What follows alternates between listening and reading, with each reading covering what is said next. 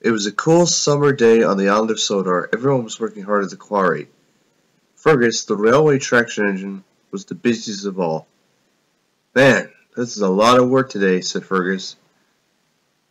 But then, the quarry manager spoke to Fergus. "You need to take some spare trucks to the shunting yards. They're kind of in the way. Can you move them for me, Fergus?" said the quarry manager. "Of course," said Fergus, and he moved on. The spare trucks in question were a works unit coach and a few troublesome trucks. Fergus backed down onto the train.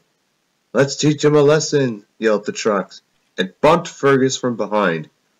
"What's going on?" yelled Fergus. The trucks were laughing and screaming at their will. Fergus was so scared and surprised, but it was too late. Fergus crashed off the rails, and so did his train. At the same time, Percy was coming down the opposite end of the line with a few spare trucks of his own. "Oh no," wailed Percy, and he applied his brakes. But it was too late. The engines watched on in horror to see Percy crash into the works unit coach off the side of the hill. It was a terrible mess.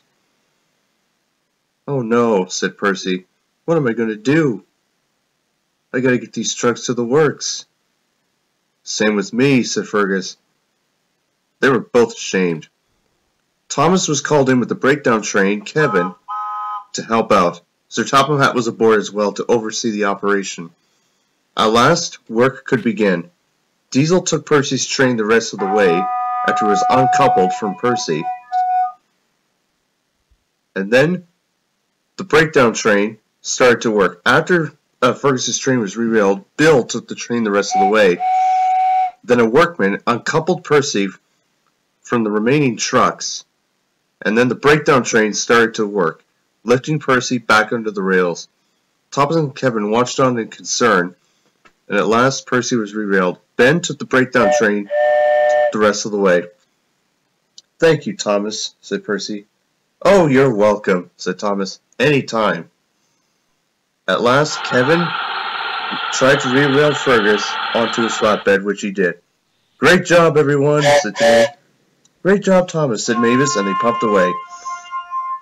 Later, everything was set. Some workmen stayed behind to put Kevin onto one of the flatbeds, and then Sir Topham Hatt spoke to Thomas. "Well done, Thomas," said Sir Topham Hatt. "I'm very proud of you. You are a really useful engine. As a reward, you deserve a massive overhaul." Fergus felt very ashamed. "I'm so sorry, everyone. Felt like I was an idiot today." "No, you were not," said Thomas. "You tried your best. The silly, troublesome trucks were tricking you.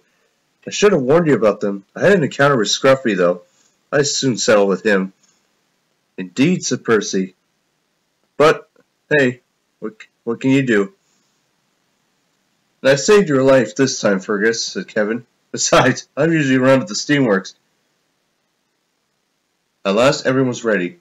Everyone boarded the brake van. The conductor blew the whistle, and everyone puffed home.